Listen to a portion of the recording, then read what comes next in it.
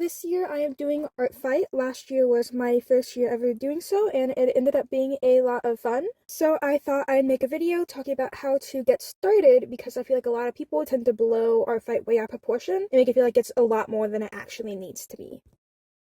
Art Fight is an annual art giving game. A lot of people referring to it as an art trading game. Personally, I feel like it's more in line with a giving game. And by referring to it as a trading game, a lot of people last year were coming into it and getting very upset that they were not getting attacked back. Because when you hear trade, you think you give something and they give something back.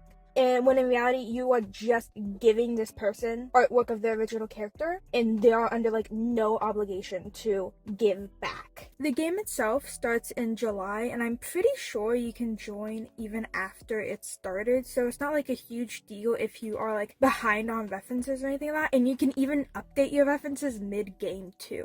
Technically, Art Fight is for all art forms. You can attack in literally any way possible, pretty much. I've heard of people attacking by like making plushies of people's OCs, or baking people's OCs into like cakes or cosplays, and those are pretty rare from my knowledge. But generally speaking, most of the time it is just going to be drawings, and that is what I'm going to be covering in this video.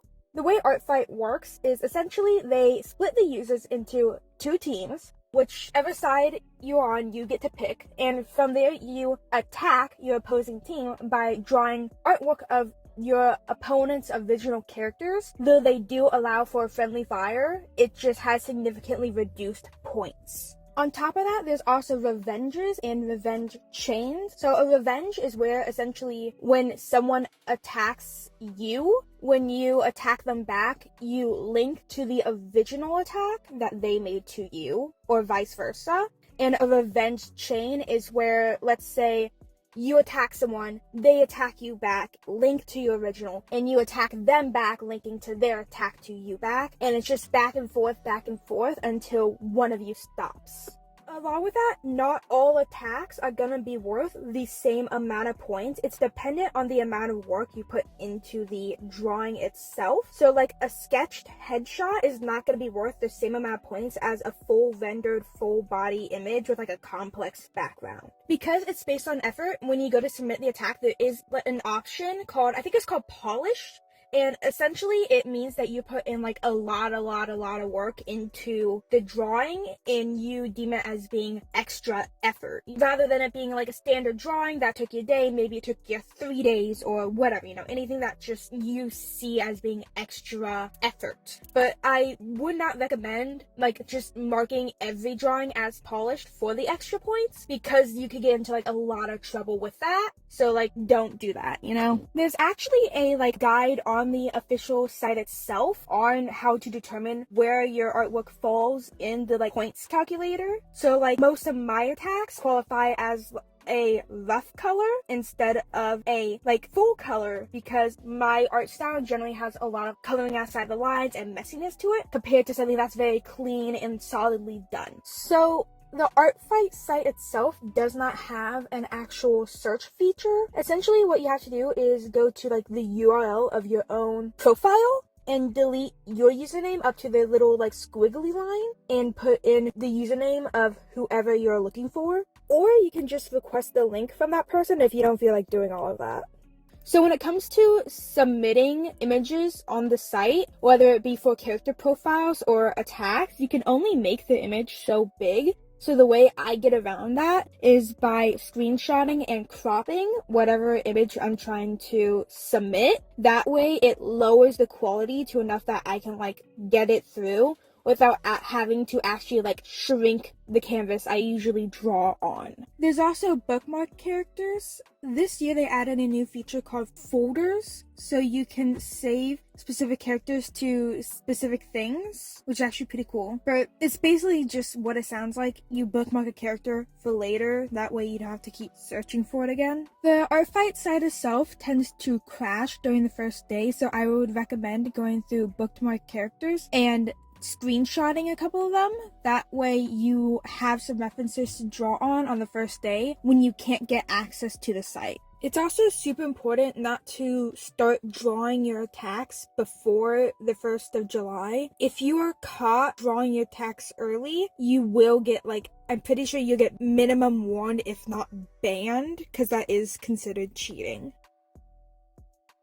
For profile decoration, I would recommend scrolling through TikTok for some ideas. I know a lot of people do team sheets along with some simple animations of their OCs. The issue is that when it comes to Artfight, you can't just upload the image itself into your bio. You need an image host to do that. For the image host, I use FileGarden. So what you do is you click this little button right here and you put in the link to your image from the image host, and then you put in the size. Now the size is optional, but the odds are you are gonna have to re-upload the image a bunch of different times just to make sure it's at the size that you want. So there's also global permissions and character permissions. Global permissions would be you don't like any of your characters being gender bent, so you'd put under there no gender bending at all.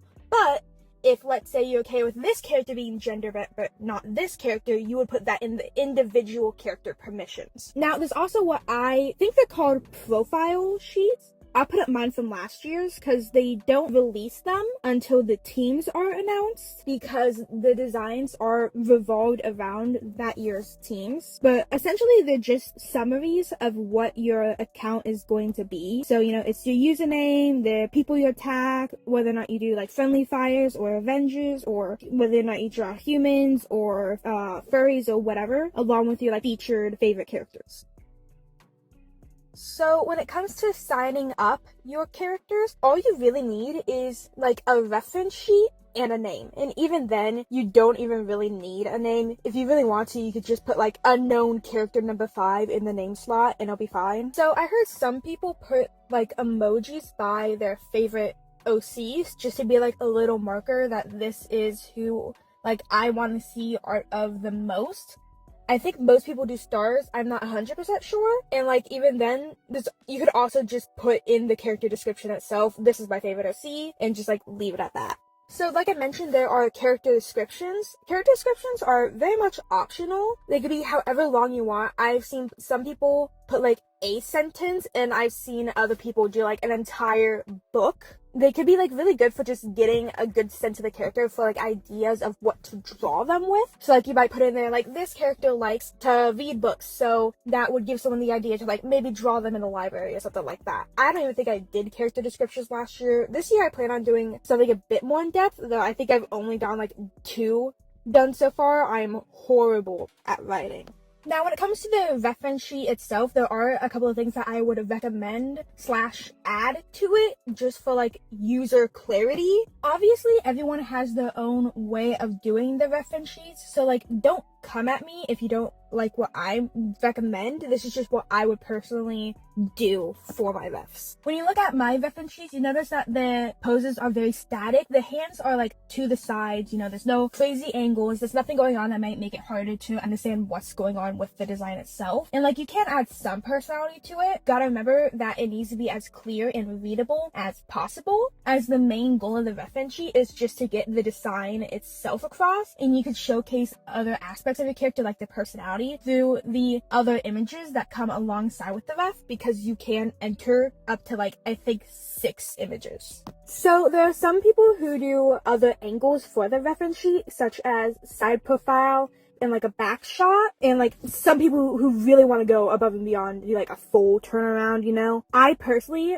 did not feel the need to do that with my own character designs, but if you want some extra clarity in your sheet and have the extra time, I would recommend those extra steps. When it comes to the shading on your characters, I would recommend keeping it very standard and very simple. I've heard some people say not to do any shading whatsoever, because it could be more difficult to color pick from it if someone accidentally color picks a highlight when they meant to do the flats or whatever. But personally, I think you only really have to worry about the color picking being an issue if you are not providing the palette itself. So I usually have have the palette itself be like a side thing where, you know, it's very flat. From there, you can also just add in any like notes you are like worried about possibly being missed in the design itself, such as like pronouns, or like I put like a piercing reference guide for like 2 of my OCs on their reference, just because piercings are small and can be easily missed. You can also like write down what's optional about the designs, what's not, anything that may be covered by clothing. And if you really want to, you can also just like add extra stuff. Like I put Spotify codes to my OC playlists in the corner of the reference sheets. If you want more like ideas for those, I would recommend just taking a second to scroll through TikTok. I've seen a couple of videos giving like ideas for just useless extra stuff. Now, when it comes to the game itself, last year there was a lot of people coming on complaining about how like they didn't get a whole lot of attacks. And the one thing I can really just say when it comes to the attacks is that it's a lot easier for you to find 10 other accounts than it is for 10 other accounts to find you. Now, the way you can find other accounts or encourage other people to find your account is through tagging. So when you go to submit your character, you can add little like tags to them. So I usually do like the color palette of the character, or, you know, maybe the gender or whatever. That way, when you go looking for characters to draw, you can just search up the girl tag or the furry tag or the blue character tag, and that way you will only find characters that you are like in the mood to draw for. It makes it easier for people who are in the mood to draw characters that are similar to yours to find your character. So like, let's say you want to get attacks on your fruit themed character. I would recommend going through the like fruit themed OC tag and attacking other people with other fruit-themed OCs, because they're more likely to be in the mood to draw your similar character. Now, if you want to get a bunch of attacks, you are going to have to make a bunch of attacks. Because the reality is, most of your attacks aren't going to be attacks, they're going to be revenges. You know, like I said, it's harder for them to find you than it is for you to find them. And I feel like a lot of people last year were only doing like 2 attacks and then getting upset that they only got 1 attack back. And even then, the person you attack are not required to revenge. And like, you really have to keep that in mind, that no matter what, they are not required to attack you back, and they aren't required to do anything back. Generally, from my knowledge, it is seen as rude to not comment on someone's attack. If someone sends you an attack, it's very polite to just comment saying thank you as like a bare minimum if you're not going to revenge. But at the same time, like, don't blow up and be upset if someone does not comment on your attack. You can also sign up for like, I think they're called hit lists that some people do, where you can essentially put your username into like a Google Doc and it'll create like a list for the artist to go through and look at to like, who do I want to attack next. But again, even then, there's no real like guarantees to it. So if you're going to do art fight, you really gotta go in with the right motivations. There's some people I've heard that talk about, you know, using it as a way to practice anatomy or a way to practice drawing character designs or whatever, you know. Personally, this year I plan on using it just as an excuse to draw fan art of my mutuals OCs, along with just like any design I really like. But if you're gonna go in with like the idea of getting free fan art of your characters, unless you have like a major following, it's not going to be fun. But if you're willing to go in with the right motivations, it's going to be a really fun and like community building experience. You know, there are a lot of people who make friends via art fight, and it can really be a good time if you go into it with the right mindset. Honestly, I feel like this kind of covers the main generalization of it all.